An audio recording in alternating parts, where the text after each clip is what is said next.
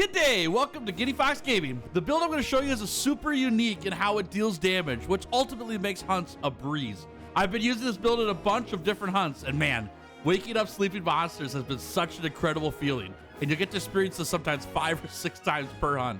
This build is making use of the sacred and weapon swapping, something that many builds aren't using. And I'm running a charge blade for part of this build, but that slots up for grab. You can pick whatever weapon you want for that instead if you'd like. It just needs to have sleep status on it is all. So let me head on over to my corner and I'll show you how this build works. All right, this is what the build looks like normally, but I've gone ahead and made a layered armor loadout that looks like this. I like this a lot better. But here's what the build does. Here's what we're building around. So this is everything in the armor plus the weapons here. We're going off a combo of sleep damage as well as a huge true charge slash on the wake up. So we comboed any sleep weapon. I just went with charge blade because I like to play charge blade. Charge blade's fun. But once we put the monster to sleep, then we swap over to the greatsword and we smack with the guaranteed hit of the true charge slash on a sleeping monster, which does double damage, which is pretty sick. And I wanted to go all in on that feel. So the hunt will start with our sleep weapon. And this sleep weapon here is just running as much sleep as we can get here for status. And then a load shells gem so that we can get our files overcharged and do a lot of status damage on the files. Then when the monster's sleeping, we swap over to the greatsword here, which I went full attack. Attack boost 5 just for big chunky damage. We added 1 expert jewel here just to get a little bit of crit in case we crit on that hit. And then the armor set is running these skills on it. Most importantly and funnily is peak performance.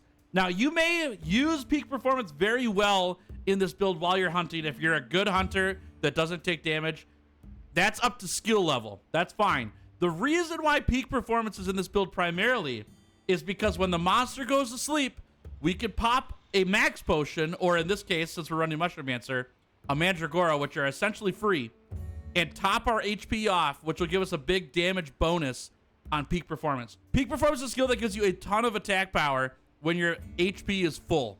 And during the hunt, that's hard to keep that up because you take chip damage every now and then here and there. But when a monster's sleeping, they can't stop you from healing up and hitting them. And so peak performance gets to trigger on the true charge slash to have a bunch of extra damage. Then in addition, we're running some maximum might because that's easy to trigger on the true charge slash as well. We're at full stamina for that. For some crit rate, weakness exploit, it happens every now and then. The conditions for getting max crit here are really particular, especially at a sleeping monster, because we're doing this for 1 attack.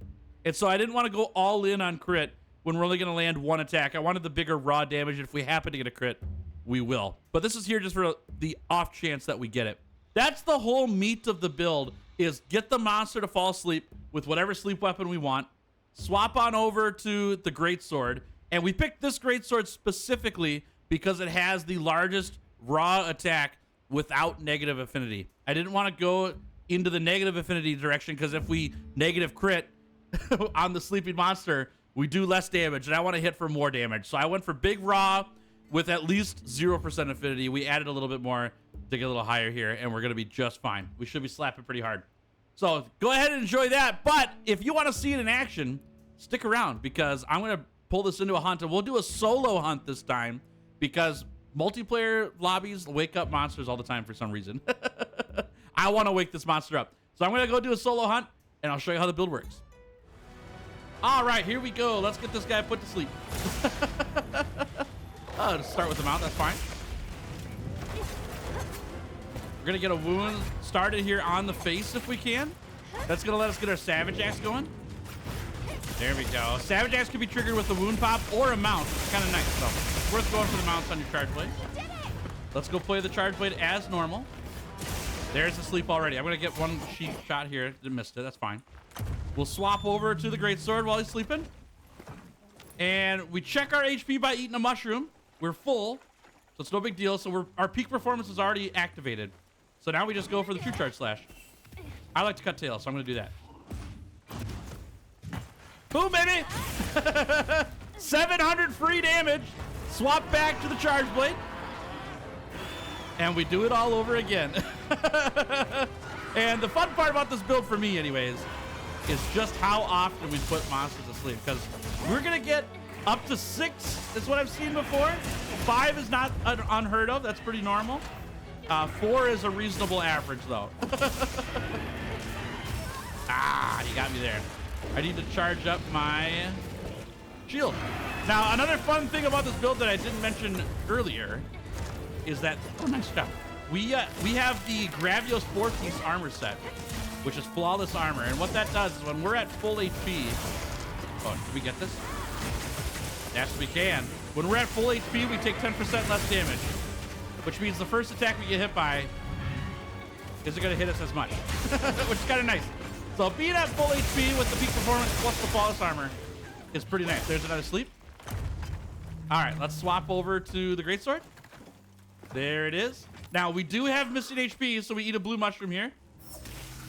And now we're at peak performance activated, so we could go in. That tail's going to be kind of hard to hit because it's in the ground. So I'm going to go for his face here this time. Here we go. Wakey, wakey. Ooh! 1,100 damage on the wake up. That's pretty nice. Swap on over to the charge blade again. And we do it again. That was sleep number 2, by the way. Here's a big hit. Oh, don't hit me. Okay, we're fine. We're fine. I thought he still splashed in there. Probably should have been hit there, honestly. Okay, he went over the top of us. That's nice.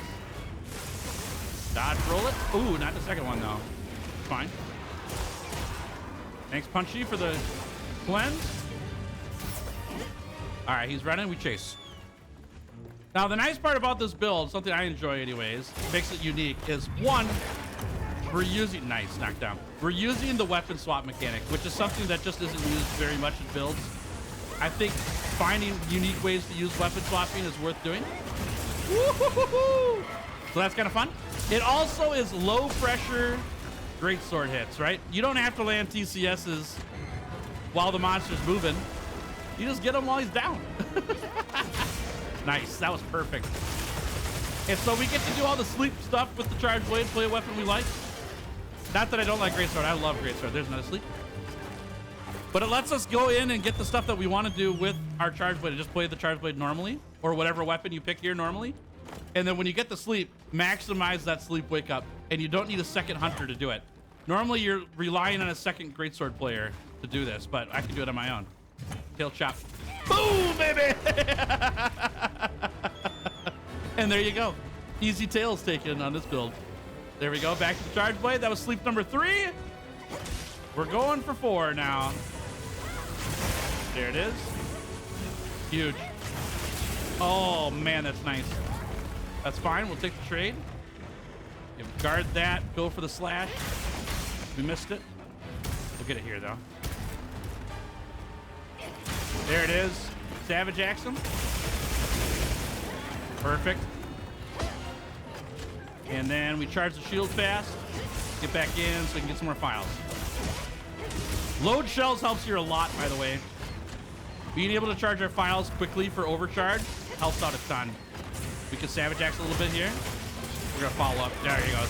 Now we can go for the SAD. Very nice. And we're gonna take this charge before he goes. See if we get a knockdown here. Yes, we can. Let's go this way, charge up some more files. And he's sleeping again. I'm gonna take a cheap shot here. There we go. And back in. Here's sleep number 4. There's that. Eat a mushroom. Perfect. Peak performance is up. In we go. Break that nose. Wakey, wakey. Boom, baby. Like a charm. All right, he's leaving. I'm going to carve the steel, then we'll catch up with him.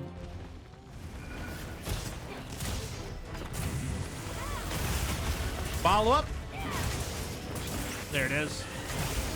There he's sleeping again. Sleep number 5. Come here, Bert. I need my greatsword. Hey, I need my greatsword. Thank you. There we go. All right, let's make sure HP's topped off. It is. Going in. Wakey, wakey.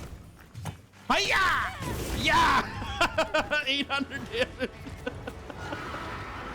5 of those. We're going for 6. Let's do it.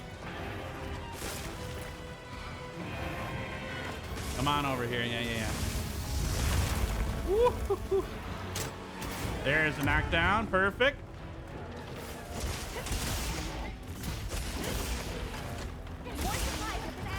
All right. There it is! With an SAD for the slave. Perfect. And that's the wakey wakey build, as I like to call it. The mix of a sleep weapon plus great sword. I like the charge blade because charge blade's fun. You use whatever weapon you want there. But man, what a good time putting monster sleep 5 times in one hunt. 5 free true charge slashes with peak performance triggering. Doesn't get much better than that.